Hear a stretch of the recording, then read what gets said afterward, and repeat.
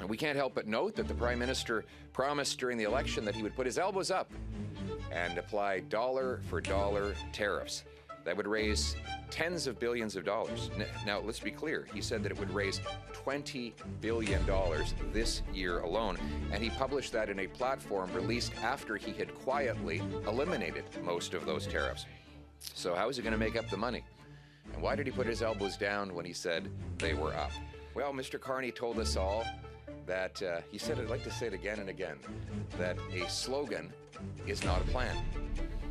Well, I point out that is a slogan, but but I'll tell you what a plan is. A budget is a plan, is literally a plan. Then the Prime Minister came out and said, well, there will be a budget, but it will be in the fall when half of the fiscal year is over. How do you budget for something that has already happened? Maybe they think that budgets will balance themselves. Oh, wow. What a guy. Congratulations, Jonathan. 12-vote victory. He won one of the most efficient election victories ever. Some of you guys win by 20,000 votes. Very inefficient. Jonathan did it with 12. He wanted to keep us in suspense for a few days before bringing the news. But of course, Jonathan and the team in Newfoundland, we delivered our best result in that province in 2 decades, part of a stronger and bigger nationwide Conservative team that added 2.4 million votes, 24 seats. News of the recount in Newfoundland strengthens that and points to the fact that we've expanded our coalition to include union workers, young people, newcomers, and others who had never voted before. They voted for hope, for a change. And while we narrowly missed forming government, we now have every duty to fulfill that hope and fight for that change. And that change means a Canada that is affordable, safe, self-reliant, and united. And those are our priorities for this session of Parliament.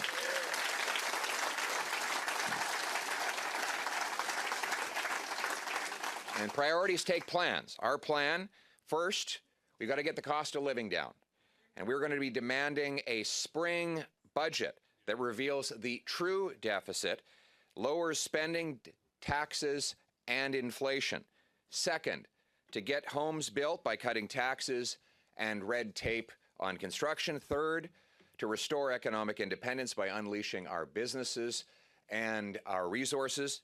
Fourth, to bring safety to our streets by locking up dangerous offenders and securing our borders. And fifth, speaking of our borders, we need to get immigration under control after a decade of Liberal incompetence. Cost of living and budgeting. Well, Mr. Carney told us all that, he said, I'd like to say it again and again, that a slogan is not a plan. Well, I point out that is a slogan, but but I'll tell you what a plan is. A budget is a plan, is literally a plan.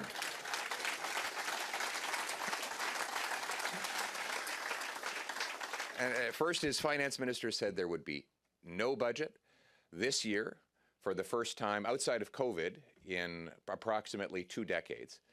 Then the Prime Minister came out and said, well, there will be a budget, but it will be in the fall when half of the fiscal year is over. How do you budget for something that has already happened? Maybe they think that budgets will balance themselves. We need a budget to cut bureaucracy, consultants, foreign aid, and corporate welfare to generate the savings for lower debt, taxes, and inflation. For too long, workers and small businesses have carried this morbidly obese government on their backs. They can't afford it. They can't bear it anymore.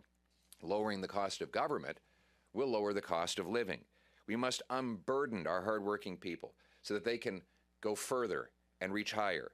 With stronger buying power and lower taxes, our incredible workers and entrepreneurs will have their work rewarded, their purchasing power preserved, and our economy strengthened. And speaking of our economy, our second priority is economic independence for Canada. We all want a permanent end to tariffs with the U.S., and we will work with the government to help make that happen. I've already told the Prime Minister that we are happy to cooperate any way we can to bring about an end to this unnecessary dispute and restore our sovereign, not just our sovereignty, but also tariff-free access to the most successful international trading arrangement in the world. And we can't help but note that the Prime Minister promised during the election that he would put his elbows up and apply dollar-for-dollar tariffs that would raise tens of billions of dollars. Now, let's be clear. He said that it would raise $20 billion this year alone, and he published that in a platform released after he had quietly eliminated most of those tariffs. So how is he going to make up the money? And why did he put his elbows down when he said they were up? Look, despite the Prime Minister's doublespeak, we will work, as I said, to help him try and get a trade deal to put an end to the tariffs. But we also need to focus on making our own economy more independent and self-reliant so that we're no longer vulnerable to such international surprises. That means unleashing our industry and its mighty workers to make things here for ourselves and for overseas markets. It's not enough to say you want to build. The government must remove the laws, taxes, and rules that stand in the way. And that's why Conservatives are proposing practical and real removal of obstacles, and the industrial carbon tax, the energy caps, the electric vehicle mandates, the No New Pipelines law, the West Coast shipping ban, and more. If the government agrees to these changes, we will move as early as the spring to pass them all. They have our word. Let's remove the obstacles. Let's harvest our resources. Let's make Canada truly independent. Doing so will allow us to be self-reliant from the U.S. by building mines, pipelines, nuclear and LNG plants, hydroelectric dams, and so much more. We must be the fastest place in the OECD to get a building permit, and we must have the lowest taxes on work, investment, energy, and home building. And speaking of home building, that brings us to our third priority. Conservatives will fight to free up land, speed up permits, and cut taxes on buyers and builders. We must restore the dream of home ownership that has been lost over the lost Liberal decade. And nous voulons que ces maisons soient dans les communautés sécuritaires. We want those houses to be in safe neighborhoods. We want those homes to be in places where children can play outside, where seniors can enjoy a walk, where the cars don't go missing in the middle of the night. And that is why this session we will fight to end catch and release bail, house arrest, multiple murder discounts. We'll push for treatment and not drugs to free our loved ones from the clutches of addiction. We want a drug-free Canada where people can get back on their feet.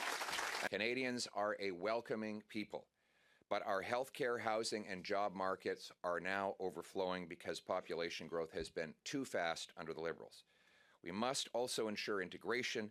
We must ensure that foreign conflicts are left at the door. No more rampaging anti-Semitic riots on Canadian streets. When we expose Liberal failures, when we argue about policies, we don't do it just to hold the government to account. We do it because we want things to get better. When we act as a government in waiting, we do it to provide the hope that things can and will get better in a future Conservative government.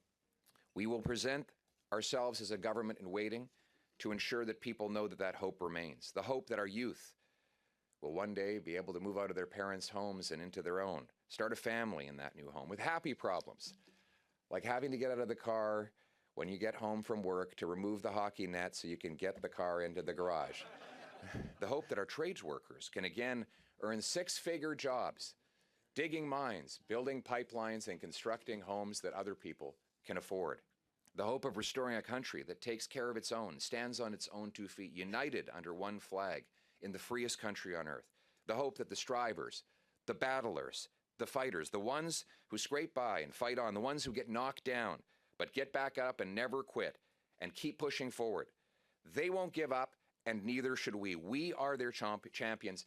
Their worries are our concerns. Their cause is our purpose. They are counting on us. They believe in us. They put their hope in us, and we will fulfill that hope for our people, for our country, for Canada, now and forever. Thank you very much. Merci beaucoup tout le monde. Thank you.